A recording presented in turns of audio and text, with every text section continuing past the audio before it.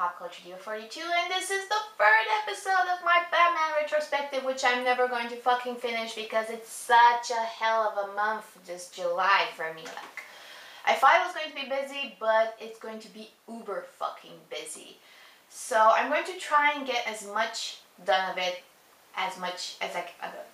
I'm going to try and finish it, but I'm not making any goddamn promises. So for this third episode, I'm talking about the 1966 Batman television show, the one with Adam West and Burt Ward. Before I start, I just have to say, I always hated this.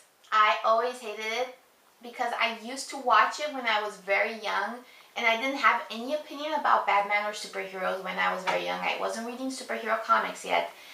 And when I first started getting into superhero comics and I started reading stuff like, The Dark Knight Returns and The Long Halloween and, the darker Batman material, I was going by memories and I was thinking like, wow, this is so good, but that piece of shit that I used to watch when I was a kid, that was a fucking joke. So when I started doing this Batman retrospective, I knew that the biggest challenge for me would be this television show because I didn't really want to watch it at all. But then I sat down and I watched the pilot episode which starred the Riddler, and the Riddler does this thing where he tricks Batman into kicking his ass so that he can sue Batman, and I remember watching it and thinking, that's pretty clever. And that's pretty much how the entirety of the pilot episode went for me, just going like, that's pretty clever, that's pretty smart, that's kind of interesting. So I think I reached a particular level in my mental development where I can appreciate the intelligence that this show obviously had, like some of the satirical, ironical things that they did, which, it was very tongue-in-cheek. It was definitely campy, it was definitely corny, but they were also very smart about it. Everything about this show fits together, from the performances of the actors, to the set design, to the props they used, obviously, to the language. Oh my god, the language that they use in this, the vocabulary is so amazing. Not only do you not hear it anywhere today, but I don't think you hear it anywhere else. So I have a new respect for this show, not only because I kind of get it now, whereas I didn't get it when I was a kid and I didn't want to get it before, but it's also because I saw the Batman serials before this. And I knew that's what happens when people want to do something with Batman, but they don't know what to do.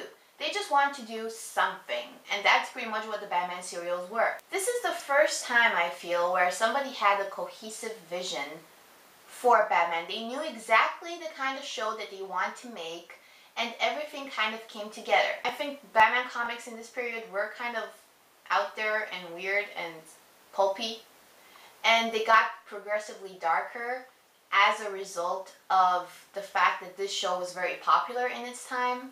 So really, if you like dark Batman, I think you owe some of it, you owe some appreciation to this television show, because Batman probably wouldn't have gotten as dark as he did if it wasn't for this television show. The problem is that, with every time that you have somebody trying to bring Batman to the mainstream and use it for a television show or for a movie, you bring all this audience in. And, in the 60s, television was obviously, it took off and it was everywhere. And what happened is that you had this show right at the beginning of television, and pretty much it cemented an idea of Batman in the cultural zeitgeist of the time. And you had people growing up knowing a specific version of Batman. But I don't think you should blame the television show for that, or its creators. You shouldn't blame the television show for its success. And I think that's what a lot of people do, they blame this television show for ruining Batman's personality and image forever, and making him such a campy, corny character. But like I said, first of all, that directly led to Batman becoming darker in the 70s and the 80s.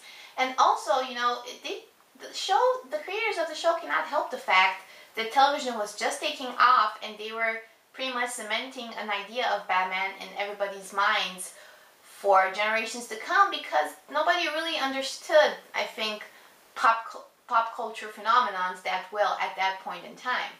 That being said, referring to the show itself, like I said, I enjoyed it more because I understood it better, but I cannot escape the fact that it's so repetitive.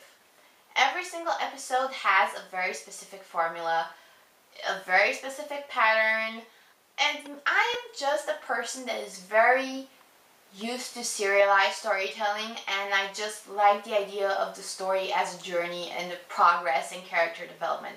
And this show has none of that. None of that. So, in conclusion, I used to hate this show, but then I sat down and I watched it with an open mind, and now I can appreciate the creative efforts that went into it. It was the first time that somebody actually wanted to do something cohesive and coherent with Batman.